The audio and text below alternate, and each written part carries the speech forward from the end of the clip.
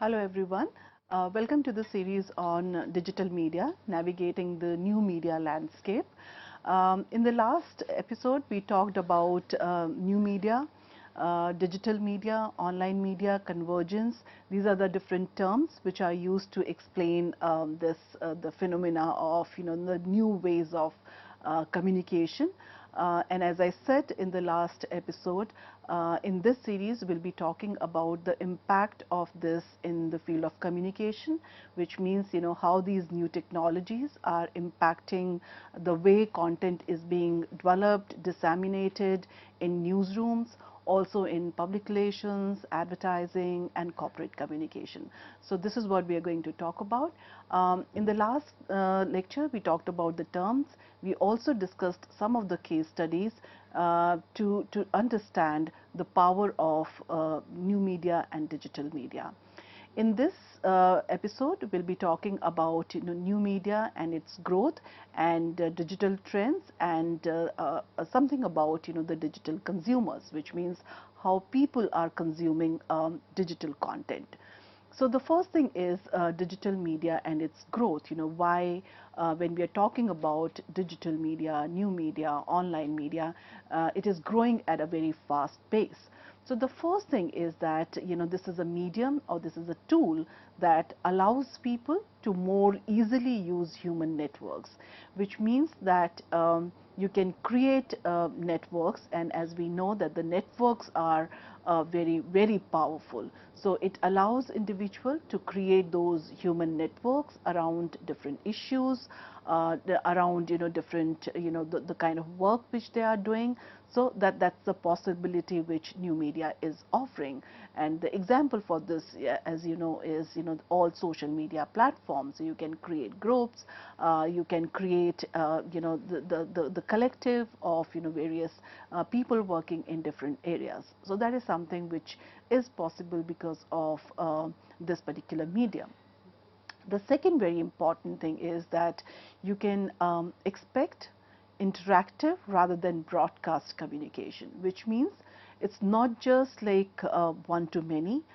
It's not just that you have released one particular program, whether it's a radio or television program, or if it is a newspaper, and you are communicating with a large number of people without having enough feedback. So in this case, what is possible is that that interaction, which means even if you are putting out content, you can interact with your target audience, which was not there earlier. And even if it was there, it was very limited. So so you can expect interactive rather than broadcast communication.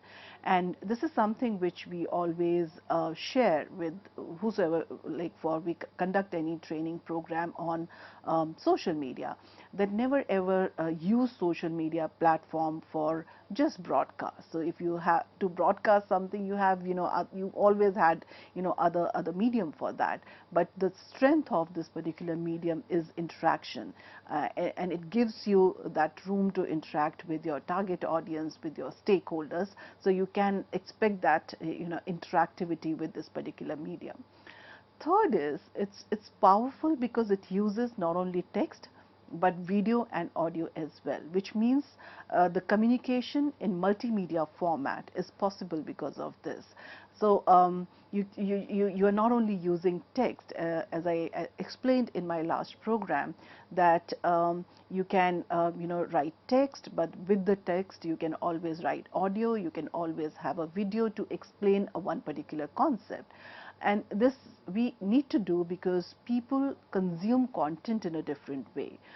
For example, there are certain people who are interested in consuming, and they find it easy to consume content in audio format. They would like to listen to the stories rather than reading that particular story, or they would like to watch that story rather than reading that story.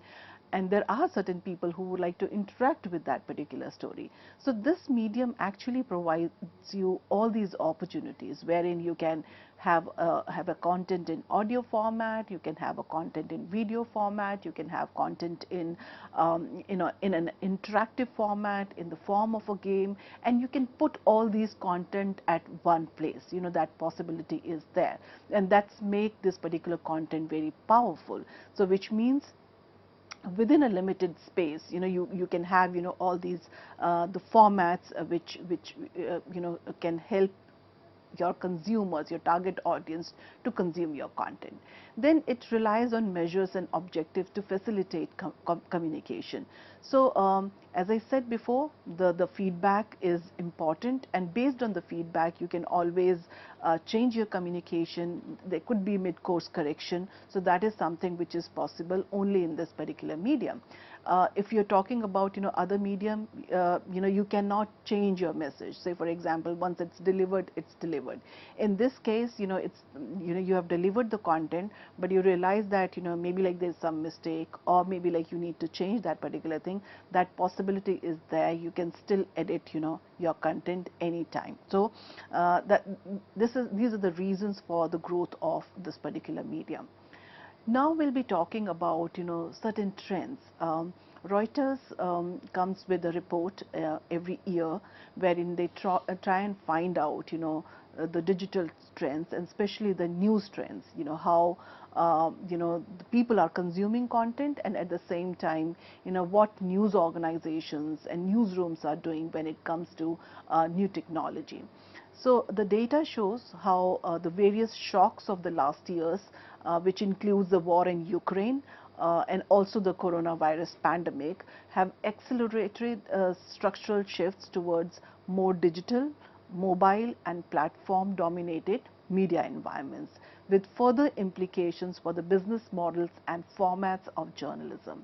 Which means, like these two incidents that had happened in the past, there were a lot of people had shifted to digital, online media, smartphones, but it has its own implications, which means like what would be the business model, what would be the format of journalism, how to create content when people are shifting to digital or when they are shifting to mobile.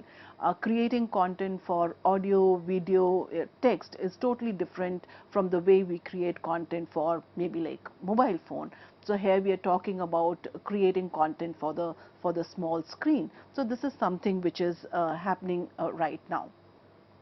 Another thing which is happening is, according to the survey which they had done, 20% of them prefer to start their news journey with a website or app. That's down 10 percentage points since 2018. So which means that there are very few people who would like to go to a website of any news organization to consume that particular content.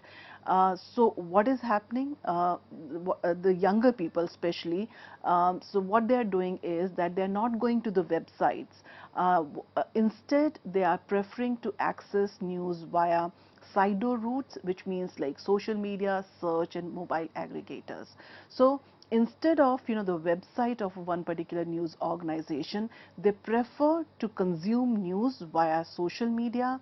They prefer to consume news through search, which has become a very important thing. So for example, if I have to consume a news on anything which is going on right now, so I will type a search query there, right? I won't go to any news website to consume the content. So this is something which is happening, and also the mobile aggregators which are aggregating content or which are curating content. Facebook remains one of the most used social network overall, but its influence on journalism is declining as it shifts its focus away from the news. So there used to be a time, there was a Facebook news project, and there's a lot happening on Facebook when it comes to news. But that influence is declining right now, and people are moving to other platforms, and they're also facing challenges from the established networks such as YouTube and the networks such as TikTok, not here in our country, but in other the countries it is there. So when it comes to news, audiences say they pay more attention to celebrities, influencers and social media personalities than journalists in networks like TikTok, Instagram and Snapchat. So for example, if you're talking about news audiences, they are giving more attention to celebrities and influencers and on these platforms. But when you're talking about Facebook and Twitter, there the news media and journalists are still central to the conversation. So the medium like, Instagram and Snapchats, that is mainly for the non-news content, the content which is lighter in nature, but when you're talking about news, still they prefer to see journalists on Facebook and Twitter. This is what the research says. Much of the public is also skeptical of the algorithm used to select what they see via search engines, social media and other platforms. So there are a lot of people who were skeptical of the algorithm, which means like how do you decide that what is important? Like how does Facebook decide that this particular content or news is important to me and it should be fed to me and it should be given to me so that I can read that particular content. But 30% say that they have stories, that having stories selected for them on the basis of previous consumption is a good way to get news. So this is something which is happening. They say that it's important that based on their previous consumption, these social media platforms, they are selecting certain content for them. But despite this, on an average, users still slightly prefer news selected this way to that chosen by editors or journalists. They say that it is still better, when it comes to comparing it with, who decides what you should be consuming, and they are saying that instead of editors or journalists deciding what should be consumed, it's better that it's being done by the algorithm. So that's what the survey says. So despite hopes that the internet could widen democratic debate, fewer people are now participating in online news than in the recent past. Only 22% are now active participators. So when I'm saying active participators, people who are commenting on the articles, people who are liking those particular articles, with around 47% not participating in news at all. And when you're talking about UK and United States, the proportion of active participators have fallen by more than 10 percentage points since 2016. So when it comes to news, we do not have too many active participators, right, which used to be there earlier, but it has lost its sheen. Trust in the news has fallen overall across the markets by 2 percentage points in the last year, and 40% say they trust most news most of the time, but 60% they have some sort of apprehension. Finland remains the country with the highest levels of overall trust, which is 69%. But if you look at across the market, across the countries, trust in the news has fallen, and which is something which is very, very worrisome. Consumption of news on traditional media such as TV and print continues to fall in most markets, with online and social consumption not making up the gap. So consumption of news on traditional media also continues to fall, but that doesn't mean that the online is taking that particular place. Even in the online, the overall consumption of news is actually falling. The data shows that the online consumers, they are accessing news less frequently than in the past and are also becoming less interested. Despite the political and economic threats facing many people, 48% say that they are very or extremely interested in news, which is down from 63% in 2017. So this means that overall the interest in news is going down, whether it's traditional media, television or print. we might have this impression that, you know, on traditional media, TV, print, it's happening because maybe like the people are consuming news on online platform, but there also like that interest is actually you know, slowing down, and you know, people are not too much interested in consuming news. So the proportion of news consumers who say they avoid news often or sometimes remain close to all-time high, which is 36% across the market. And these are, you know, avoiding the news, and this group splits between two groups, you know, why they are avoiding the news. Those who are trying and you know, to periodically avoid all sources of news, and then there are a group of people, those who are trying to specifically restrict their news usage at particular times or for certain topics.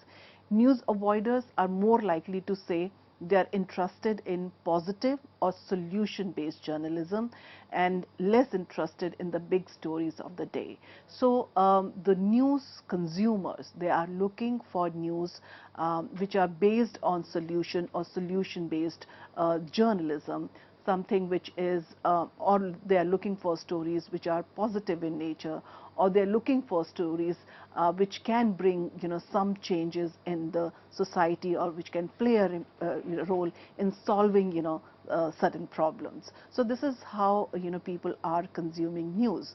With the household's budget under pressure and a significant part of public satisfied with the news they can access for free, there are signs that the growth in online news payment may be leveling off. So which means like if you have to consume news online, people paying for them, there are very few people. In fact, like across the basket of 20 richer countries, 17% paid for online news, the same figure as the last year. Norway with 39% has the highest proportion of those paying, with Japan 99% and United Kingdom 9% amongst the lowest. So people do not want to pay for content, especially like when they are consuming news, you know, online. So this is the figure whether people would like to pay for the content or not, and this will, you know, change the business models also. Amongst those cancelling their subscription in the last year, the cost of living or the high price was cited most often as a reason. And in the United States, Germany and UK, about half of non-subscribers say that nothing could persuade them to pay for online news, with lack of interest or perceived value remaining fundamental obstacles.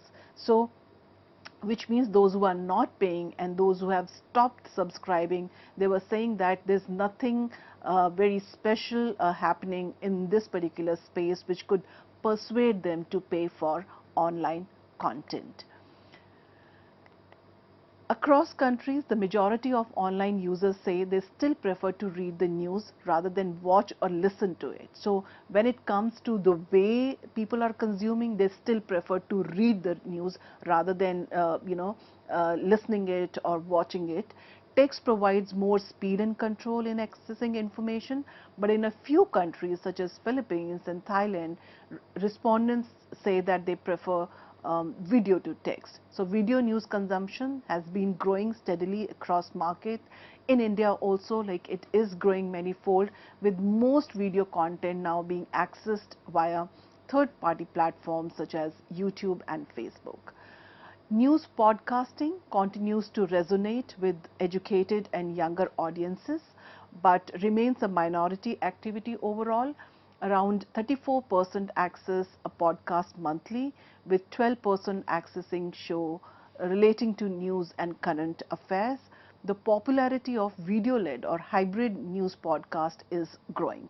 So this is like one genre which is growing, but this is very popular in in younger generation. So an educated younger generation audiences. So this is something which will come up, and there will be a lot of news podcasts which will emerge now. And in this also, they not only just audio podcasts, they say that the video led or hybrid news podcasts, they are growing at a very fast pace. Now, let's talk about digital consumers, how Indians are using the content. So if we have to divide these digital consumers in three categories, and how people are consuming content in India, you can have India 1, you can have India 2, and you can have India 3. So India 1 is like when the people came onto the internet fast, and the India 2 is the large population who is coming onto the internet, and India 3 is that non-users of the content. Now the thing is that when you're talking about India 1, these were the people who were consuming content in English language. Now the possibility is with the India 2. The possibility is with the India 2, wherein you need to create a lot of content in regional languages. You need to create a lot of content in Hindi language, right? So, and this particular population will grow, and of course, like there will be a lot of non-users who will become users when we are talking about this content. And this is how a growth in internet users is happening. Say for example, when you're talking about English consumption, content consumption as compared to like in other languages, the growth in the internet users will come from the local language users, which means there are a lot of people who are actually consuming content in regional languages.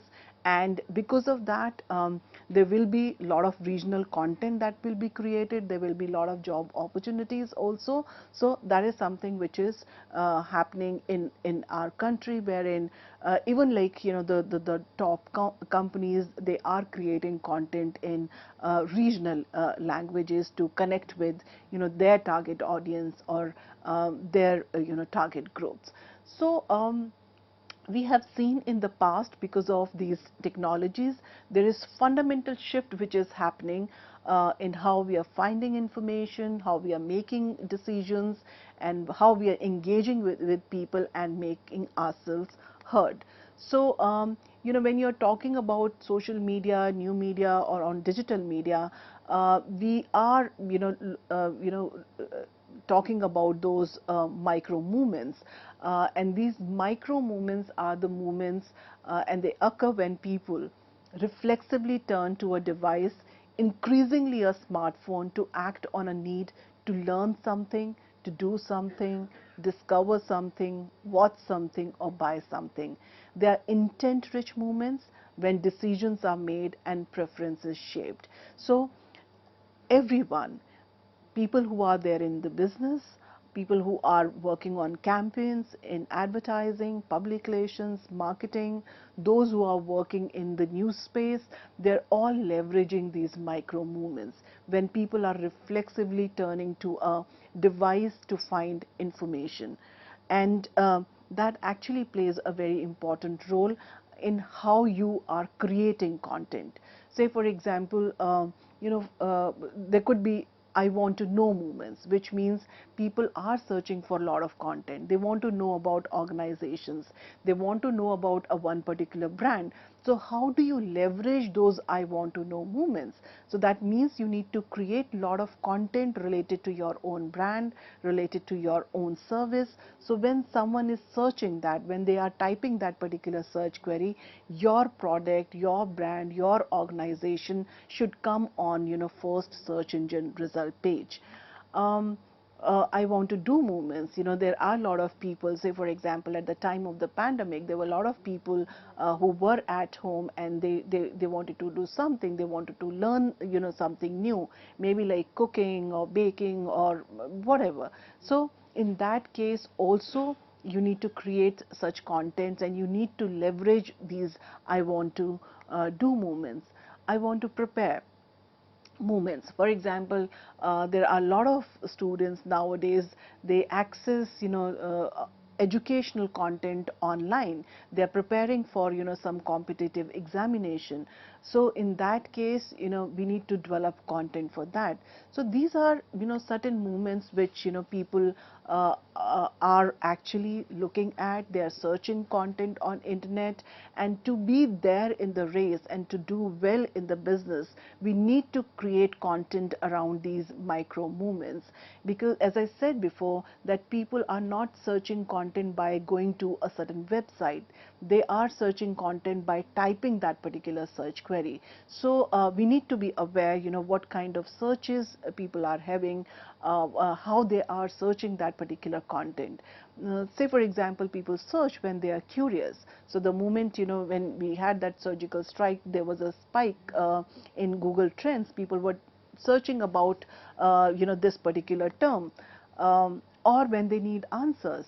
They on Google, on search engine, they only type, that search question, so, and to find answer to number of things. So we need to be aware of this, and these are certain queries which have been asked about, say for example, Indian Army.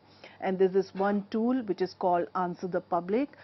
In Answer the Public, you can type any organization, any search query, and that will give you an idea what people are talking about, that particular term, and what kind of content they are searching related to that particular thing. Say for example, if you type CEC, so you'll get all the questions related to CEC there. So the name of the tool is Answer the Public.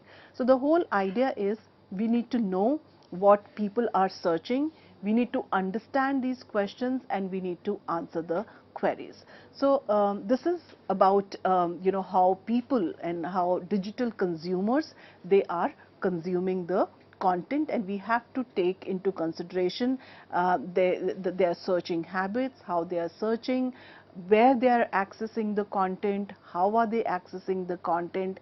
And in our upcoming lectures, we'll be talking about that in detail. So thank you very much.